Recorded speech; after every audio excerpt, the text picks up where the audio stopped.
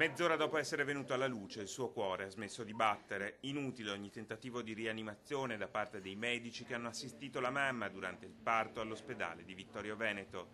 Una morte improvvisa e inspiegabile, per questo se possibile ancora più straziante per i familiari che avevano atteso così a lungo il suo arrivo.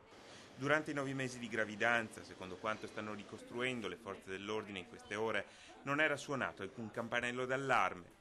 Durante le visite di controllo non sarebbe emerso nulla di preoccupante. Mercoledì però la felicità della famiglia è svanita in pochi minuti. Immediatamente i medici si sono resi conto che qualcosa non andava e che il neonato, figlio di una coppia di Vittorio Veneto, rischiava di non sopravvivere. Ai minuti di tensione è seguito un lungo silenzio. I familiari hanno quindi deciso di rivolgersi alla magistratura ed hanno presentato un esposto alle forze dell'ordine. Questa mattina dal Palazzo di Giustizia è partito l'ordine di acquisire le cartelle cliniche.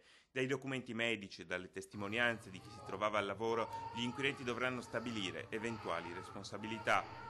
Siamo vicini alla famiglia, ha fatto sapere l'azienda sanitaria in un momento di grave lutto.